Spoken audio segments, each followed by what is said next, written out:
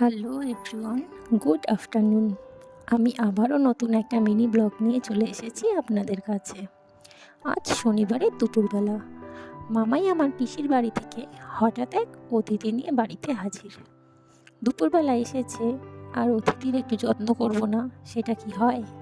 যতটা পেরেছি সাজিয়ে গুছিয়ে তাকে যত্ন করার চেষ্টা করেছি।